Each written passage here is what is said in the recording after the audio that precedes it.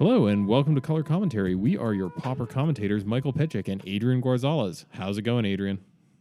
Oh, I think you know. Is it good? Adequate? Yeah, it's fine. It's fine. It's fine. I got maybe another half week left on my house until I can move in, and it's getting really antsy around here, but things are good. Good. How are you? Things have been busy. It's cold as all get out here, but I'm living. Let's before we really get into it today, I just have one announcement. Sorry, you sound like I deflated you so hard. I just wanted to make one quick announcement. That is that Mike and I are playing in Aaron Kane's Pauper Palooza. We'll actually be recording our matches tonight, or at least I will. I'm not sure if you will, but we'll be playing our matches tonight. I'll see if I can get OBS to cooperate in a dual boot environment, but that might be. I just wanted to give Aaron a shout out. Thanks for organizing the tournament, Aaron. You're a great asset to our community, and thanks so much for the opportunity to play. Yeah, most of it, like there's a couple of content creators in there, but by and large, it's fans, and he's given away some of those sweet custom deck boxes he makes, so it is pretty legitimately cool. Aaron has been a huge supporter of Pauper as a format, and I think it's really cool because the guy legitimately makes some of the coolest custom deck boxes in the I'd say in the greater scope of custom deck boxes. I'm not saying I would kill someone for one of the purple wood ones, but I certainly would beat them in a single elimination Pauper tournament for one. And we'll probably talk about our experiences as we go, and hopefully we don't both lose round one. So, right, it is single elimination, so if we lose, we're out. Yep. All right, so as everyone I'm sure has guessed, we need to talk about Modern Masters 2017. AKA, we finally reprinted everything. Here you go. Or it's about damn time. Good Lord. Like, I just kept watching the spoilers roll in. And while I'm not a big player in other formats, I was just like, man, this is huge for people playing Modern. And I also want to preface, in addition to the cards we'll be going over the episode, which are largely the downshifts, we did get a lot of Pauper staple reprints in this set. Yeah, none of them were really getting up there in price, but it is pretty cool. Like, I don't know if you looked at this, but you can draft Mystical Teachings and Forbidden Alchemy in this format together, and I just want to live that dream. I want to live the blue-black control dream. How did they know? All right, and as you said, we're just going to cover the new downshifts, the new things entering the format, and going to try and give our opinions on it and try and figure out what's going to see play. And let's just kick it off. First, we have Graceful Reprieve, which is 1 and a white for an instant. When target creature dies this turn, return that card to the battlefield under its owner's control. And this is a downshift from Uncommon. It was originally in Morningtide. So this is basically Angelic Renewal, but they don't see it coming, I guess. Yeah, we talked a little bit about this card before the episode. I'm honestly not that impressed with it. Flicker decks don't really need a much worse flicker, which is what this is. And it's not like Undying Evil is like a super popular card, which is also better than this. Granted, in another color. So I don't know if you're a mono white deck, if you're really going to be running something like this. I guess really the first combo I can think of is this and Aven Riftwatcher. Okay, yeah, that certainly seems like it'd do things. It is worth noting, as opposed to regenerating, this will re-trigger your ETB effects. But I'm just looking at this and I'm seeing, Angelic Renewal has the sort of like a little bit too cute interaction of working well with Auramancer, and this doesn't even have that going for it, right? Right. Just nice art. Cool effect, but just not something that we really needed the density on. You want to take this next one? Yeah, sure. The next one up is Pitfall Trap. 2 and a white for destroy target attacking creature without flying. However, it is a trap. So if exactly one creature is attacking, you may pay white rather than pay Pitfall Trap's mana cost. And traps were a type of instant from Zendikar block where if you fulfilled certain conditions, the mana cost was heavily reduced. So are you going to be looking forward to people activating your trap card, so to speak? Yeah. Yeah. Now, this is a white card I'm much more excited about. Granted, it hits creatures without flying, but white was really hurting for some instant speed removal, even as conditional as this one is. Yeah, and it is worth noting, oh wait, hold on, I forget this. Is there still technically that period at the end of combat where a creature is attacking but combat damage is resolved? I always forget this one. Yeah, I'm pretty sure. Well, I'd just like to point out that if you have a huge big old melee and a bunch of stuff dies, but your opponent's left with one creature that attacked, if that is still true, you can use this during that phase.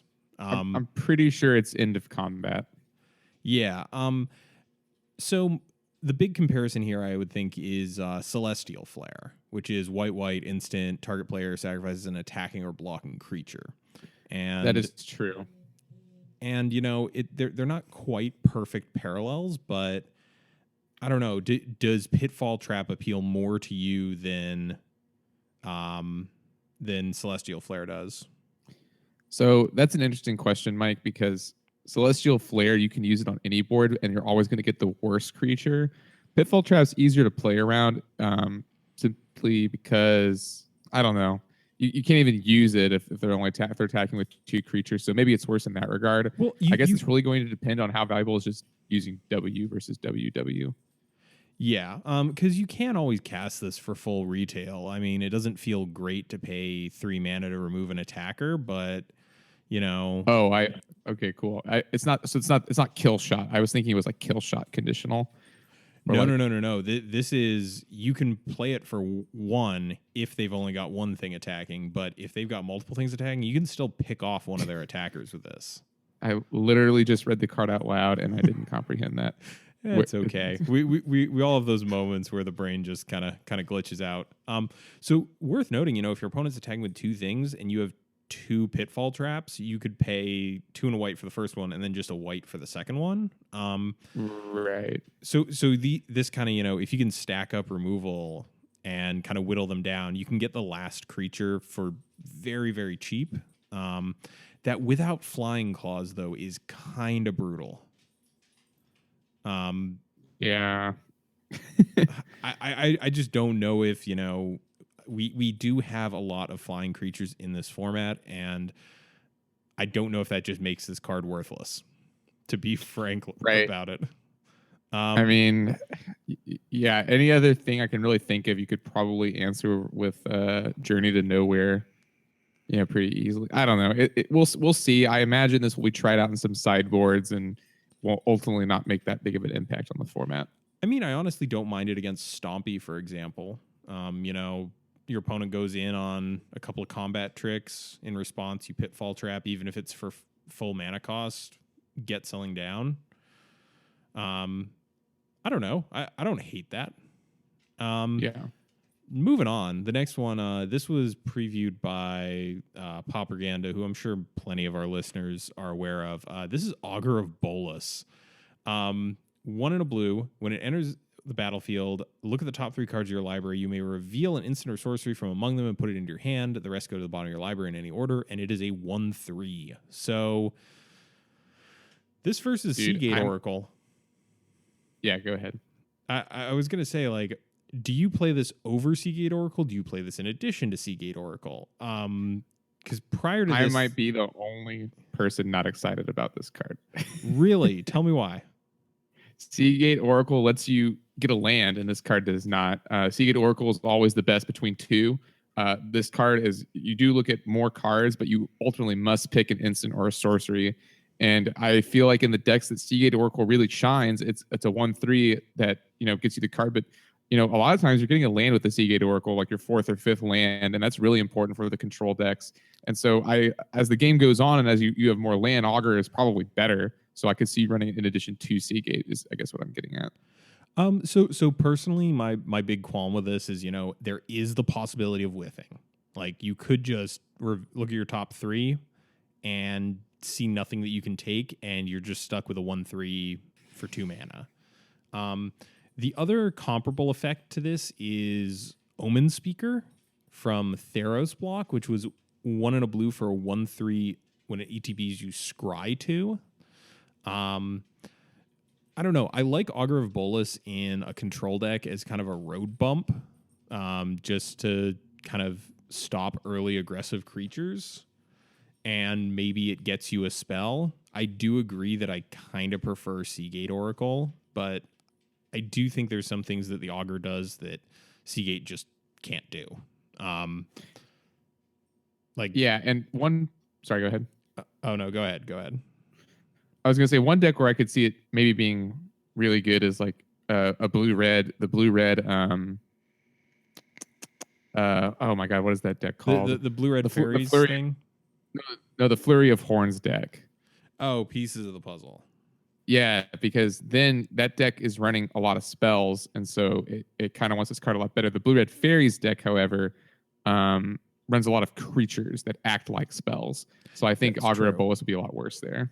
That is true. But yeah, just an interesting inclusion for the set. And next we have a really bad card. It's Grasp of Phantasms. It's a sorcery for 3 and a blue. Put target creature on top of its owner's library. Flashback 7 and a blue. Previously an uncommon from Dark Ascension. Mike's note here is it is probably the worst spoiler, which I think we can agree on. Yeah, I've got to say this is very low to the bottom of the barrel. I mean, I remember this in Limited being okay, but it was kind of one of those uncommons where you kind of hope to wheel it.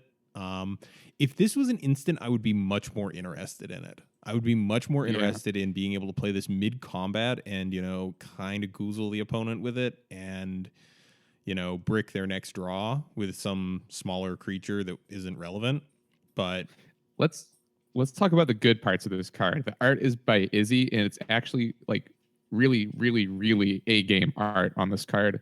Like you got all these creepy hands, you got this person being dragged through a door. Like the flavor is on point for this card. Oh, 100%.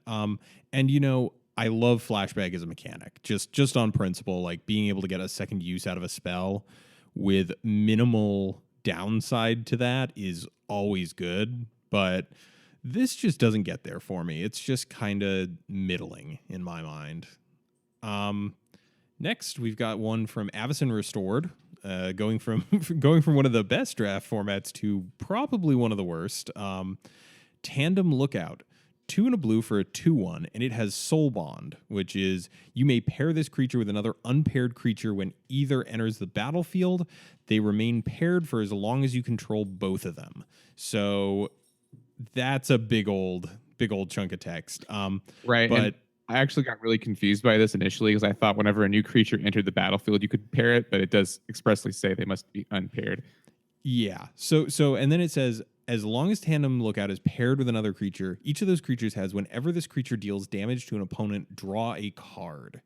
I really like this. Like, hey, what if I told you could play Mono Blue Delver, but every card was the ninja? What if I told you could play Mono Blue Delver and the ninjas were double ninjas? Dude, double ninja. What if I told you could play Mono Blue Delver, but Tim is also a ninja because it's not combat damage?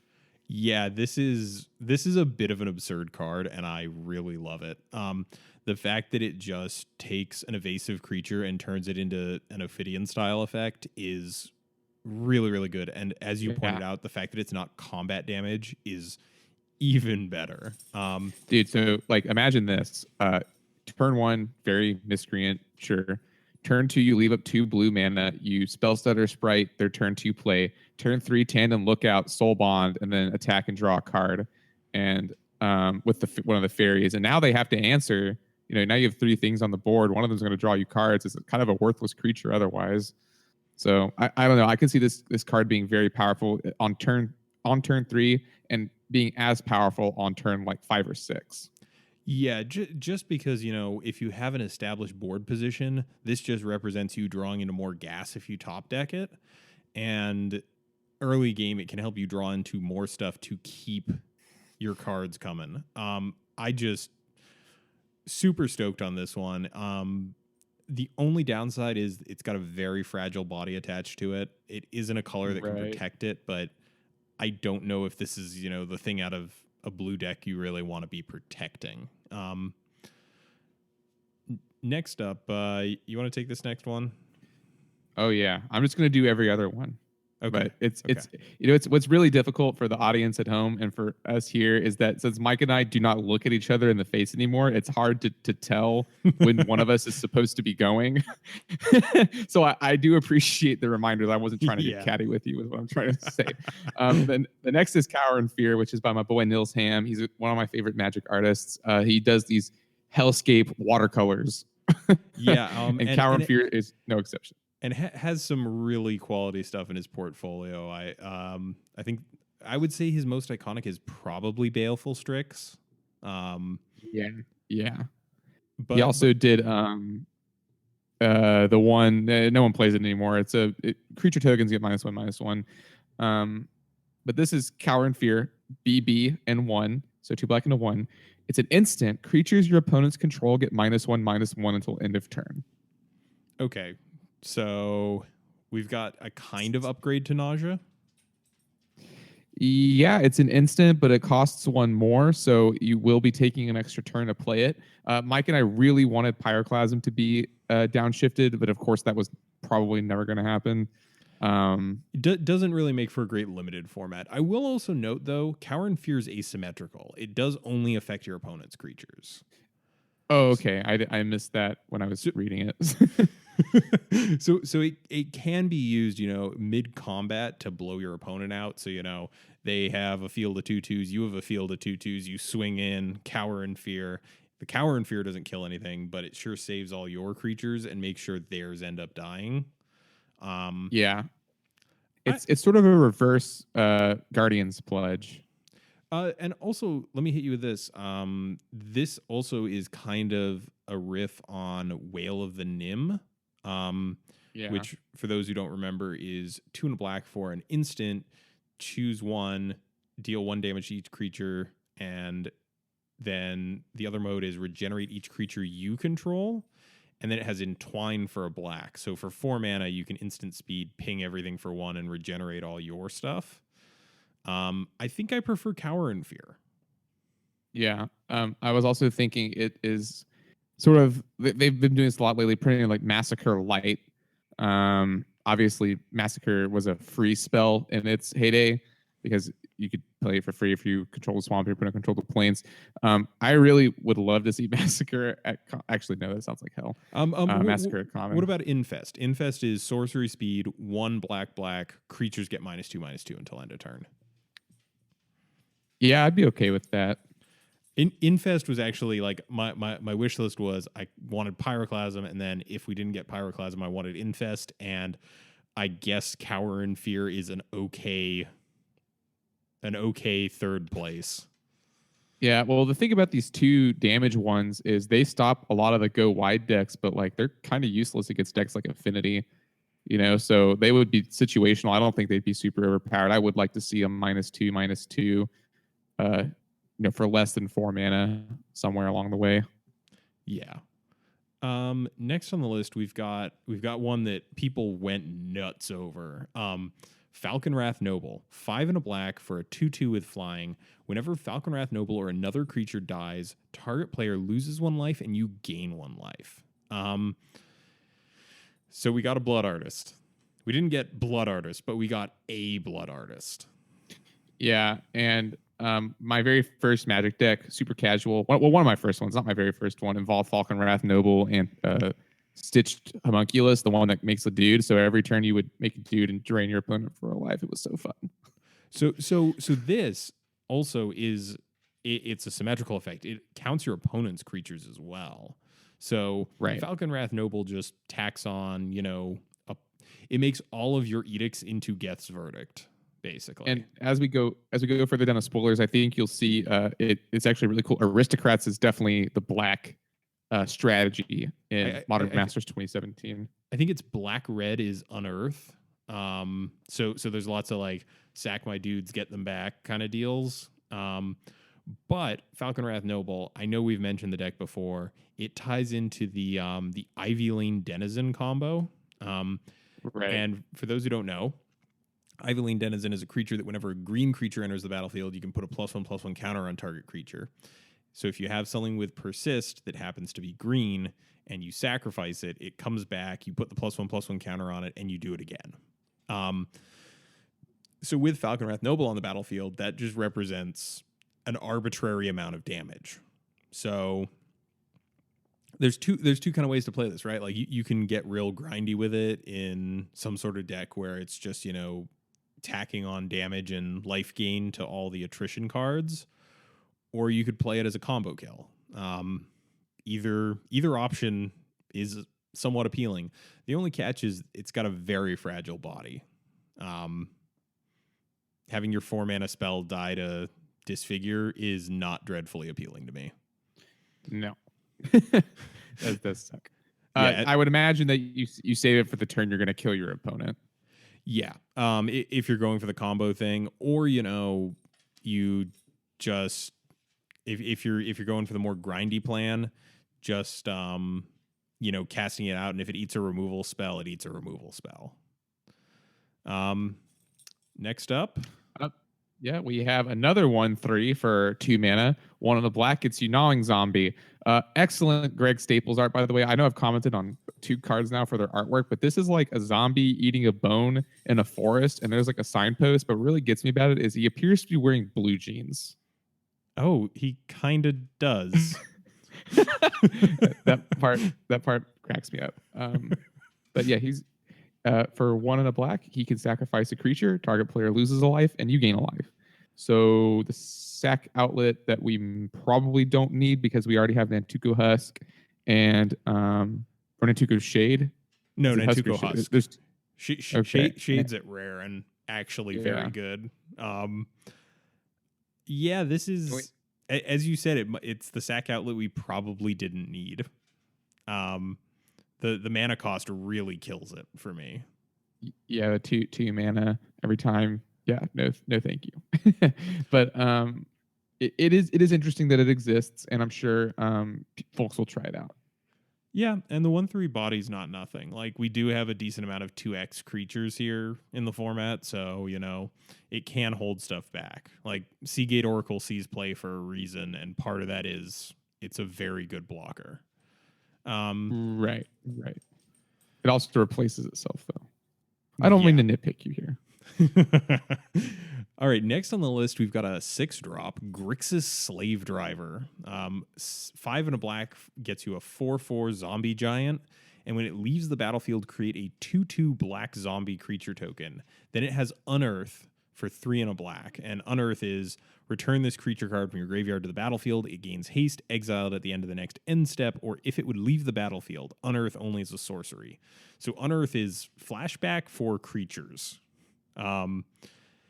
And notably, it's a leave the battlefield trigger. So Core Skyfisher, I guess? Yeah, what I was thinking is yeah, and you could finally have a reason to put that Mortuary Mire to work, I guess, in that deck. Maybe as like a one of, because the Mortuary Mire gets around the Unearth ability. I don't know, man. 6 mana is a tall order. Even you don't even get it immediately. If it was 6 mana, and then you immediately got the zombie, then sure. But you have to wait for it to die first. I could also see this maybe in a Tordex style deck to really grind some value off of it. Okay, I could definitely see that because 6 mana is a tall order for 6 power that you're not getting all at once. Right. What about milling this with the express purpose of like unearthing it for a surprise hit and a 2/2 afterwards? I don't hate that. To be honest with you, I think that's fine. I think there are better things you can do with Unearth, but I think that is an okay thing to do with it. All right, next we're continuing down this. We're continuing down the aristocrats chain. Yep. Next up, we have Mortician Beetle. It's a B for a 1/1. Whenever a player sacrifices a creature, you may put a 1/1 counter on Mortician Beetle, and this was a rare. Yeah, it was kind of baffling as a rare, but it's a fine effect at common, right? We got Bloodbriar just a couple sets ago. And this is definitely going into the aristocrats deck. I would be absolutely shocked if that did not make its way into there. Card is strong and pairs great with Antuco Husk or Carrion Feeder. I mean, it just makes it so your Carrion Feeders like view this as a Carrion Feeder that can block but doesn't have the sack thing on it. But like this paired with a Carrion Feeder is very, very attractive to me. Yeah, I agree. Also, the fact that it's a 1-drop. I just kind of like the ability to start setting up your game early and making sure that you have that threat early. And hopefully, you know, if it eats a removal spell, it eats a premium removal spell early. Yeah. Next. Yeah, sure. I mean, it's not a complicated creature. It's a 1/1 and it's a common. Next on the list, we've got one that was spoiled by a friend of the show, Alex Ullman, on one of his articles.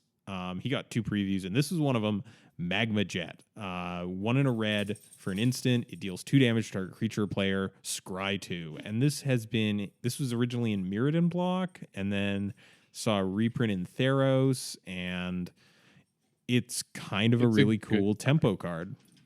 What if I told you that as we are doing this show, I am buying my promo copies on Moto as we speak? What's the promo art for this?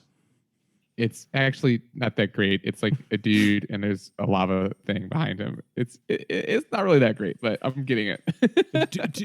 to be fair, you got to remember there's also the Magic Player Rewards burn spells where every one of them is just fire in a full art frame, and they're impossible to tell apart. Yeah. So where do you see this fitting? Because I think 2 mana for 2 damage is a little too slow for burn. I saw people talking about this like it was a burn spell. I do not think this is going into a burn deck. I think this is going into a control deck that wants to be able to scry and doesn't care. I can see this going into the Tron. Blue-red Tron. Oh, kind of as a replacement for Magma Jet, Spray. Magma Spray. Sorry, jeez. Right. Yeah, there's a lot of magma. I was going to say Wizards is running out. It's kind of like how the counter spells are slowly kind of getting weirder and weirder in their names. But that's where I think this is going to go in a deck that maybe doesn't care as much about the actual burn part as instead going to be using it as creature removal. So is this the closest we ever get to Electrolyze? Because I kind of see them fulfilling similar but not identical roles of removal, sometimes burn to the face, but also setting up draws for you and kind of keeping card quality up. Even though I know Electrolyze draws a card and this just scries 2, there's definitely some value there. Yeah. It's going to be really good in the control decks. In the burn deck, I can see the argument for it. Its biggest problem is that it doesn't do 3 damage, right? Like, if this did 3 damage, you jam it in there, right? Like it's probably better than Incinerate just in terms of we don't have a lot of regenerating creatures in the format, and on top of that, burn already has the issue of bricking on land can be a death knell for it. Yeah. So I don't know. It's just barely not there for burn, but I definitely do want to try this in like a blue-red control shell. Yeah, or like the fairies deck too. Maybe trade out some flame slashes for it and just get your scry on. Yeah, just being able to set up next turn. Yeah. Oh no, I thought there was another card on the list that was next, but we'll get there. All right, well, what is next though? Next is Scourge Devil, which is 5 mana, 3/3. That's not what's exciting about it. What's exciting about it is that when Scourge Devil enters the battlefield, creatures you control get +1/+0 until end of turn. Unearth 2 in a red. This is a finisher for dredge decks and other formats. Mostly, I believe, modern. I think Legacy and Vintage would prefer the other dude. Flamekin Zealot. Yeah, Flamekin Zealot. That's the one. Mike says, hell if I know where this goes, but I can imagine it could go into maybe a black red or Mardu Tordex list. And I know that you and I have we have an interesting relationship with Tordex, but I could see this as a finisher. Really, that deck sometimes has problems closing out games. And I think this card could be ideal for that. And then if they're in red, they could also play stuff like Bolton. I don't know. Yeah, I mean, I kind of like this in black red somewhere. It is, I don't know, the fact that Unearth is as a sorcery, like I would really love this to be able to be a combat trick, but I don't know. I'm kind of lukewarm on this. I'm kind of confused as to where it might fit. Again, 5 mana is kind of getting up there. And whenever you see like a 5 mana spell where it's like, this doesn't go in Tron, it's just kind of a bummer. Yeah, I think we need to focus on cheating this out for 3 mana. Yeah, I think if you mill this and you unearth it and kill someone quicker because of that, I like that. I just don't know if half of a Trumpet Blast is enough. Half of a Trumpet Blast with a 4/3 attached. Right. So yeah, you could. Yeah, yeah, sure. Because then it's like, why aren't you just playing Rally the Peasants? I don't know. I mean, if you're not in white, I could see that. But yeah, Rally does seem like a much better rate for this sort of effect. Well, I'm saying you could mill the Rally also. You would not be able to discard it, but then if you unearth it, yeah, you have to exile it if you unearth it, so you can't even cheat there. So yeah, I really don't know. Yeah. There's no way of getting around Unearth, because if it ever leaves play, it goes to exile instead. They were very careful on that one. Next up, we've got another kind of head scratcher here. Scorched Rusalka. This is a red for 1/1 with the ability red, sacrifice a creature. Scorched Rusalka deals 1 damage to target player. Last Modern Masters, we got Plagued Rusalka, which is out of the same cycle. And this one is... No, I don't think this card's very good. Yeah, it's unsatisfying. Like pinging for 1 with a cost attached to it is just... It's asking a lot for not a whole lot in return. Yeah, because you could dump a whole bunch of creatures and then do this all at once, but your opponent's not going to let you do that realistically. So really, I think Goblin Fireslinger is the card that you want for this effect.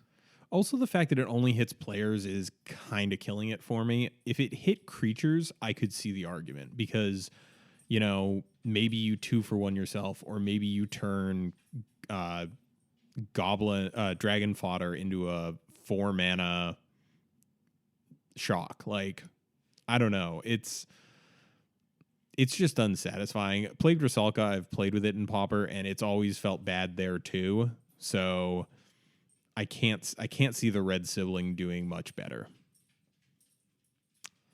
Oh man. Next on the list is one of the big ones. Yeah. I get the next one, don't I? You do. The next card is Thunderous Wrath, which deals 5 damage to target creature player. In fact, this is the only common miracle now, right? I think so. Well, it's a 6 mana, 5 damage burn spell. That doesn't sound too great when I say it like that. But if you miracle it, meaning it's the first card you draw that turn, you can play it for R. Miracle is a mechanic from Avacyn Restored. Every color got a miracle card except black, and it was supposed to show that Avacyn's coming to save everyone. And, well, I guess we know how that turned out at this point. But yeah, so it's a very strong mechanic. You can trigger it on your opponent's turn because you have not yet drawn the card. But that's why I mentioned Magma Jet earlier. Is if you scry this to the top of your library and it's the first card you draw, it's just a free 5 damage basically. Yeah. Someone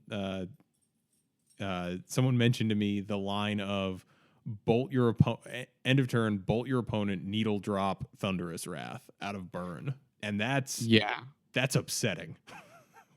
It's 3 mana for 9 damage. And you know what I'm gonna cut in my burn deck to make room for this? I'm gonna cut Curse of the Pierced Heart. That's got to be like one of my least favorite cards in that deck. Okay. It's a 2 mana spell that doesn't do anything the turn you play it. That is fair. So also it plays well with Brainstorm, which is kind of neat. The ability to pop this back on top of your deck and set up a draw for the next turn is very interesting. Think Twice gets a little bit better with this because you can, if you know there's a Thunderous Wrath on top of your deck, you can think twice during your opponent's turn and hit him with it. I will say that this is going to be much better online than in person, I feel, because I for people who don't play a lot of formats with miracles in them, people who play decks with miracles in them have a tendency to draw the first card of their turn in a very separate way as to not, cause a judge call when they reveal the miracle. Well, I think if your opponent is playing Burn, you should assume they're playing Thunderous Wrath now. Yeah, going forward, because the card is too good not to play. Yeah, I think it's only going to be a 2 of maybe, just because. Yeah, you don't want to get them stuck in your hand, then they're worthless. Yeah, but with Burn, having so little card draw, this is almost, if it's not in your opening hand and you draw it, it's almost always live. Oh, I'm a freaking fool. I just realized you play Curse the Pierced Heart to enable Needle Drop on your opponent's turn. My bad. There you go. Just sorry, y'all. Just forgetting how things work sometimes. The deep and deeper plays. So this hands down gets my award for the card I'm going to hate losing to the most. Because it is kind of I don't know. It's a feel bad. I cut this from my Peasant Cube because of people complaining about it not being a fun card. So this is definitely going to be one of the ones to watch out for. We live in a format with Hydroblast and Counter Spell. Yeah. So it's not the end of the world. Yeah. Moving on. Next on the list we've got slime molding. And this is a weird one. Slime molding is X and a green for a sorcery, and it creates an XX green ooze token. I do not like this card. I don't think it's very good. I don't either. I jokingly referred to it as a fireball that dies to removal. Yeah, I mean, we're playing in a format that's playing cards like Fangren Marauder and Moldrifter, and if you're in a big mana deck, I think making a vanilla XX is not really where you want to be. A vanilla XX, which on top of that is going to die if someone bounces it or flickers it or does anything really. Sneezes in its general direction. Yeah, I'm not a huge fan of this card. I can see its potential, I guess, but really at the end of the day, it generates no value by itself. It can't be tutored. It can't be gotten back with like Haunted Fingraph. I'm just assuming this deck goes into Tron. Stompy is not in the market for a card like this. Tordex is not in the market for a card like this. Like, I just don't really know where this might go. Yeah, if this created a creature with any level of evasion or durability to it, and or it had a reuse mechanic, flashback, or something similar, I would feel okay about it. But as it stands, just very lukewarm on this. Yep. Next, we only got 2 green cards this set. There's not another one? Oh, we're about to go over the other one. Well, we kind of got another one, didn't we? Yeah, we kind of. We'll get into it. Yeah, we'll get there. But you want to take away this next one? Oh, it's my turn. It's Revive. Return target green card from your graveyard to your hand for 1 and a G as a sorcery. Is this actually good? It could be. You can return Pulse Marasa with it, which is probably not nothing. It's a little bit more flexible, so maybe I don't envision this will be Pulse Marasa 5 through 6. I don't think anyone's running that many. But if you're in some sort of Tron deck, maybe you could use it to get back a Sprout Swarm or get back a Finger Marauder, get back something else. It doesn't necessarily have to be the Pulse, so it could just be a little bit more versatile of a card. Let me hit you with this. I think most green decks would rather have Pulse than Revive. And I think playing Revive is a way to get back your Pulse. You might as well just be in blue so that you can Archaeomancer and Mnemonic Wallet back. That's my take on this card. I think it's I don't think it's good, and I'm willing to be proven wrong on this. If it was an instant, I'd consider it, but to me, it's just very lackluster, and, we have some very good recursion in this format. This just isn't one of them. All right, that's fair. Yeah, it's a little lackluster. Rebirth the Saint. Yeah. Next on the list, and this is another one that Alex Ullman got to spoil. This is, I think, the biggest spoiler from the set. I think this is the biggest, like, holy crap, this is going to change things card that we've seen. This is Burning Tree Emissary. So it's a hybrid Gruul, so a red or a green. It's 2 hybrid Gruul for a 2/2. And when it enters the battlefield, add red and green to your mana pool. Okay. Where do you want to start with this?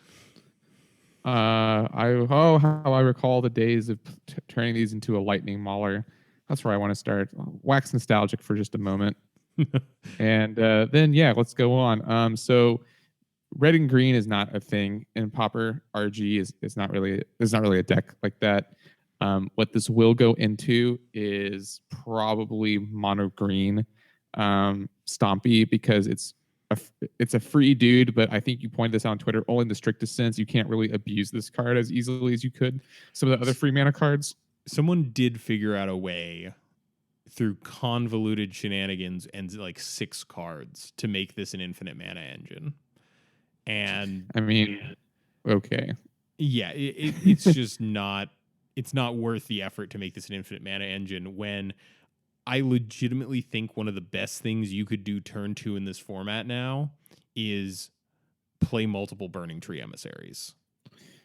Yeah, Burning Tree Emissary and a Burning Tree Emissary into Nest Invader is probably going to ruin a lot of people's days. Yeah, just Burning Tree into even a 1 mana spell, you are already so far ahead of anything else your opponent could be doing.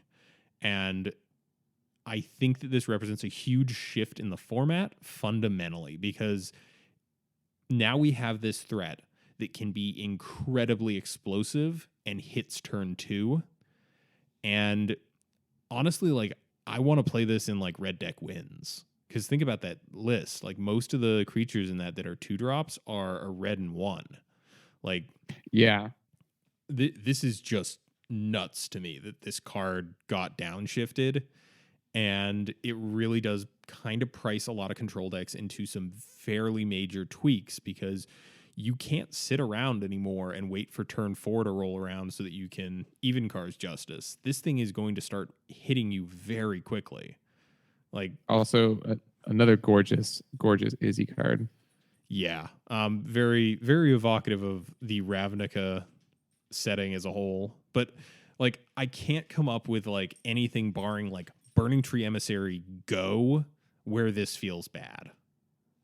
And yeah, like Burning Tree Emissary into Rancor, Burning Tree Emissary into Rancor and Lightning Bolt, Burning Tree Emissary into Nettle Sentinel and Vault Scourge, like Burning Tree Emissary into Bone Splitter, equip Bone Splitter. Like, sure, I'm definitely erring to the good side of things, but I feel like if you get anything out of that mana it produces, even if your opponent counters it, you're just over the moon. Like, and for reference, folks, if you have the counter spell, you counter the first Burning Tree Emissary. You don't wait to see what they do with it. You just snap it off. And I've been having some discussions. I think that this forces people to play more basics. Like, I don't think you have the luxury anymore of being a deck with a ton of tapped lands, so you can't interact with your aggressive opponents on turn 2. I think that's just something the format has to get used to. Tall order.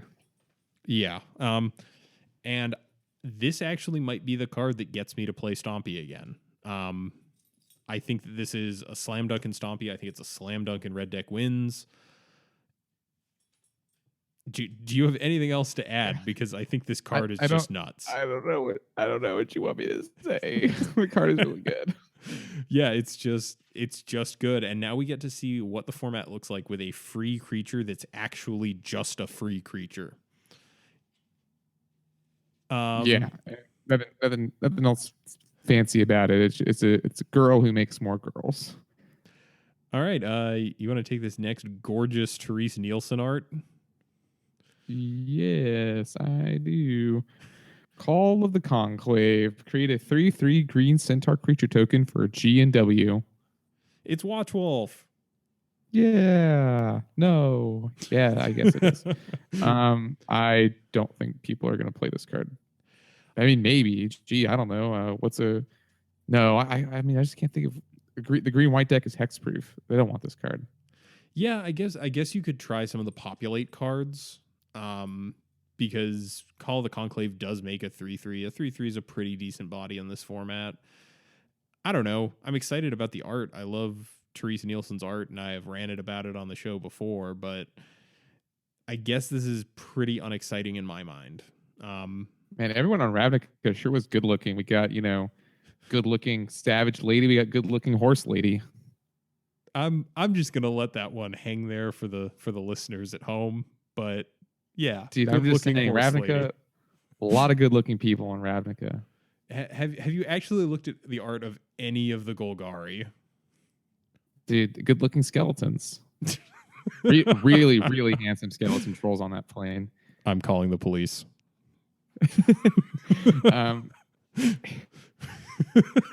The next one we have on the list, it's a really good-looking octopus. No, just let's keep talking about Call of the Conclave.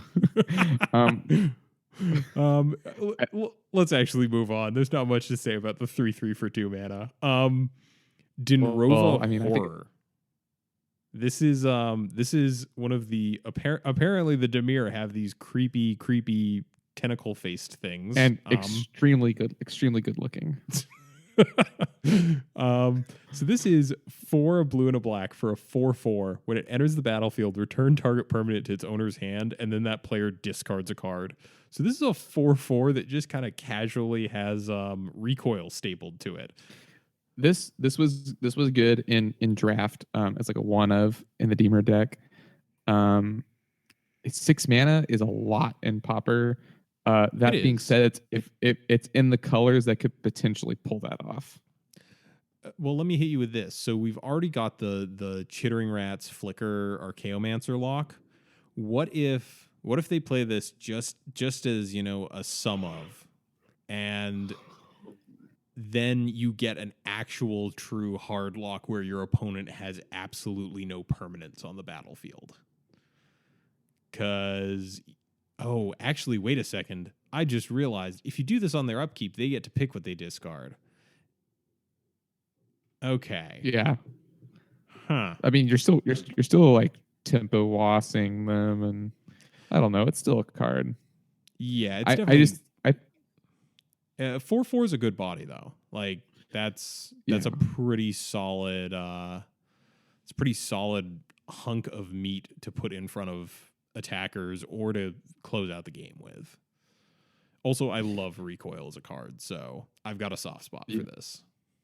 Yeah, I think 6 mana is going to end up being too much, but I do think it's a cool deck. I mean, a cool card. Sorry, it's a deck unto itself.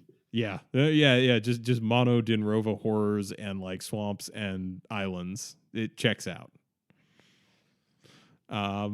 Next we have one of, I believe, at least on Reddit, this is considered one of the most gorgeous pieces of art in Magic. I mean, it is pretty good. Is it my turn? I already forgot whose turn it is. It is. Oh, sorry. It's Gift of Orzhova. 1 for a Orzhov, hybrid white-black. Enchanted creature gets +1/+1, has flying and lifelink. So that's good. Is it better than Armadillo Cloak is the real question. I mean, it is not a triggered ability, so Armadillo Cloak does stack on a creature with lifelink. That is true. It does give flying instead of trample, which is interesting. Right, because you could theoretically have that Armadillo Cloak on a creature that I don't know. The creature is normally so big it doesn't really matter. This does mean it can't be hit by Pitfall Trap, though. Just saying, just throwing that out there. There you go.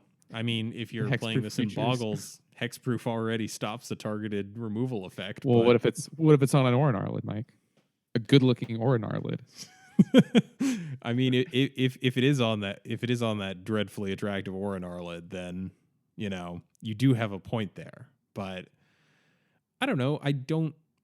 Black. Oh no! I just realized people are going to play this in that Night Sky Mimic deck. Oh, okay. Yeah, that's great, actually. Night Sky aggro. I forgot about that deck. Yeah, that's going to be great there. Because it triggers your Night Sky Mimics. The catch is, isn't part of the big boon of triggering them that they get flying? I don't know. They get bigger. I don't know. It's going to be good because they're going to get big, they're going to get flying, and they're going to get lifelink, and then you're going to hit your opponent for 5. What is it? Yeah, 5 damage. And you're going to curve out perfectly with this because it's going to go turn 1, do something, turn 2, Night Sky Mimic, turn 3, Gift of Orzhova, swing for 5 lifelink damage in the air. And then your Night Sky Mimic is just going to be bigger for the rest of the game, so that's not too bad. Yeah, and it does give it evasion because part of that deck's issue is if it stops drawing into the multicolor spells, it's not going to keep popping Night Sky up in the air and bashing for a bunch. Also, right. five life early in the game is a big thing to gain. Yeah, and as I mentioned, pretty gorgeous art. Like it's someone with stained glass wings coming out of their back. It's going to be great on that Night Sky Mimic. Yeah, and these are actually very attractive wings. I know we've made a couple jokes here and there over the course of the podcast, but there is some gorgeous art. Next, we have probably one of the most nothing cards in the set. It's up there with Grasp of Phantasms. Ground Assault. Red-green sorcery. Deals damage to target creature equal to the number of lands you control. Yeah. It's worse. It's worse Scred. It's worse Scred. It's worse a lot of things. And there's not even really a deck building cost to Scred, right? Like the snow lands are just regular lands, except you have Scred, right? I would argue that there is a deck building cost, just in the form of you are kind of limited on the duels you can play. But yeah, I think Scred does limit you less because Ground Assault is 2 colors, and it is a sorcery. I don't know. This is. My only note under this is this seems bad, and I stand by that. It's just generally exciting. Yeah, it's not great. The last card we have here is a card that's very near and dear to me. I am of the Cult of Rakdos, and several of my early decks featured red, black, and haste, and weren't very good. I remember beating a guy at F&M with it. I was playing this card, which I'll say in a second. Orzhova, the Blood Witch, Rakdos, Shred Freak. It was a pile, and I beat him, and he got really mad, and it was amazing because that's what Magic's all about: is beating people who think they're way better than you, and then licking up their sweet, salty tears after. The card in question is Spike Jester, which is B and an R for a Goblin Warrior 3/1 with haste. For the Rakdos, Suicidal Charge and Good Showmanship are one and the same, and it's got this adorable looking Jester Goblin hitting a crocodile with a spike. I would argue that that's probably a crocodile and several other things. It kind of looks like one of the Simic monstrosities. A very attractive Simic monstrosity. This whole plane, I'm telling you. Just that's the big takeaway from Modern Masters 2017. Ravinica voted sexiest plane 1 year running by Adrian. Yeah, I mean, if a joke's funny the first time, it's funny every time, Mike. That's my motto. So Spike Jester, I'm going to hit you with something. I would have preferred we got Rakdos Cackler. Dude, of course. Yeah, that card would have been the nuts. We were talking about that in our preview episode. By preview, I mean what we wanted to be in the set. Yeah, Rakdos Cackler would have been a much more exciting card, but we got Spike Jester, so one of the interesting things is Spike Jester actually, well before getting spoiled, we knew it was in the set because of the numbering of different cards. It was the only card that could have fit in its exact number within the set. And why is that? Will you explain that to me? Because I saw you say that, but I wasn't really sure what you meant. So how it works is the collector numbers at the bottom are assigned in Wooburg order and alphabetized. So if you look at the set and you see 2 cards with a card in between them, you can tell, since all the multicolor cards were grouped together, the only 2 cards that could have been at that exact collector's number were Spiked Jester and Spined Sliver. And Spined Sliver was A, time shifted, and B, there's no indication that there were slivers. So Spiked Jester was pretty much confirmed to be in the set, but it still doesn't tell you what rarity it is. So it was kind of cool that, it did get downshifted. It's just not a really great payoff for going into 2 colors that probably want to be control more than they do aggro. Yeah, because in Pauper, the slide decks are mono red, and there's no reason when you can already play cards like Shred Freak and all the other dudes. There's no reason to dilute your deck. You don't want any tap lands in that deck either, so there's just no reason to dilute your deck for this card. All right, so that brings us to the close of this, and where do you see the format going from here? I think the two best cards that got spoiled for me are Burning Tree Emissary and Thunderous Wrath. I think we'll see a return of Burn. I'm a poet. And I think the Stompy decks are going to get better, which they honestly didn't need. Stompy's already a great deck, but like you mentioned, maybe the mono red Sly decks will get a little better with Burning Tree, because if Burning Tree 2-drop is just going to be get used to that, I guess is what I'm saying. Yeah, I think I agree. I think we're going towards a much more aggressive metagame. Metagames that reward people for just crapping out a bunch of power onto the board as quickly as possible. And as a dyed-in-the-wool control player, it bums me out a little bit, but there's going to be some sort of control shell that can handle, hopefully, the onslaught that will be like, I'm just dreading the day where I play a game and my opponent does something boring turn 1, and then turn 2 just goes Burning Tree, Burning Tree, Burning Tree, Burning Tree. Rancor one of them, bolt your dude. That's not going to happen that often. It's not going to happen that often, but when it does, you can sure as hell bet I'm going to be salty, and I'm going to show up on this podcast and talk about it at length. Burning Tree, Burning Tree, Burning Tree, Dynacharge. Oh. I don't think Dynacharge gets haste. Dynacharge I don't think does give haste. But goodness, this has been a hell of a set. Like, we got 22 downshifts. In the last Modern Masters, I think we got like 5 or 10 maybe, and only one of them really mattered. And here we've got 2 where we're saying these will see play in a major way main deck. As a whole, not even just for us, but as a whole, this set is just A+. It's the first Modern Masters was really good. The second one was ass. And excuse me, I know this is a kid show, sorry. And then this one's going to be good. Yeah, this is. I'm pumped to draft this. I am pumped to play new cards in Pauper. I'm not going to go so far as to say I'm considering making a modern deck, but if I was in the market for a modern deck, I would definitely feel pretty excited about this set and increasing the availability of some of these staples. Yeah, if you wanted to get into modern, now would absolutely be the time, because this is going to cut the cost of a lot of these staples, not in half, but a fair amount. There are a lot of really quality cards that are getting printed at both the uncommon and rare slot, and not just the mythic slot. Yeah, there were a lot of things where I was like, wow, they printed that at rare. I would have figured that would go in the mythic slot. And then it's like, nope, mythics are just, stone cold absurd. I will personally be taking this set as an opportunity to get my final mismatched cavern. Oh, yeah. I did not care for the new cavern art in the least. Whichever one's cheaper, I'm going to get it. But like Damnation needed a reprint. Blood Moon needed a reprint. Ranger of Eos, sure.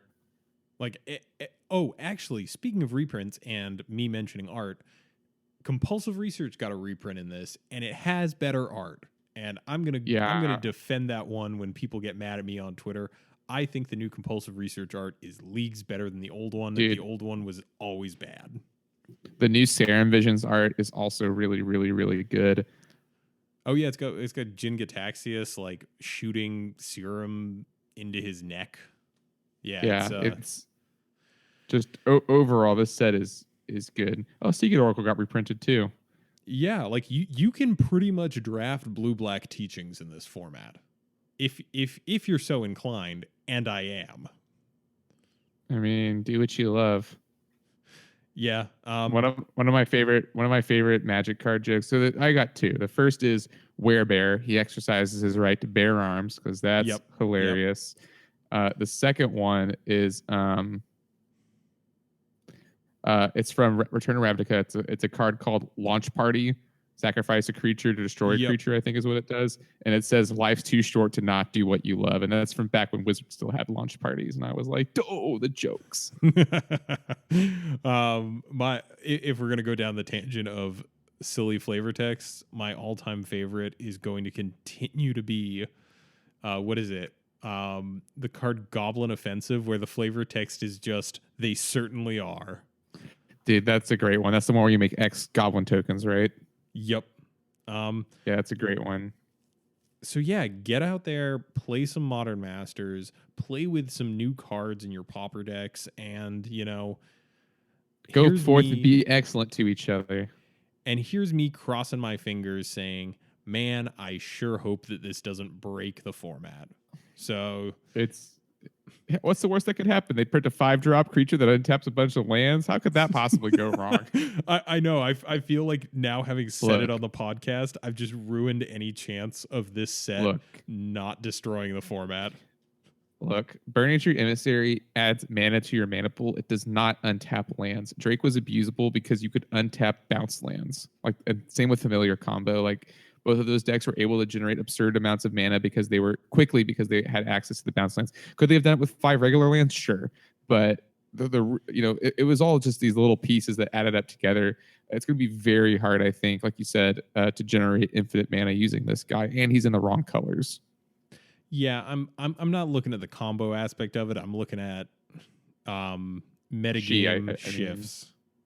Yeah, but yeah, good set, A+ Wizards. You guys really knocked it out of the park with this one, and I'm honestly deeply excited, and I didn't think I was going to be. I've never been a Modern player. I did not have great hopes going into this one after seeing Modern Masters 2015, but as it turns out, this one knocked it out of the park for me as far as I'm concerned. Yeah, dude. All right, you want to take us out? Yeah. To the ball game? Yeah, sure. Thanks for joining us today. Check below this video, the description of this podcast for details on where to find us. We'd like to remind you that if you're listening to this on a platform with reviews, they're always appreciated as they boost our visibility. If you've got a deck list or idea for a topic, feel free to contact us via our website or by emailing us directly at colorcommentary@gmail.com. Special thanks to Pat's Games and L, and also thank you again so much, Aaron Kane, for all the work you put into the community. Till next week, this is Adrian and Mike, and we are signing off for Color Commentary.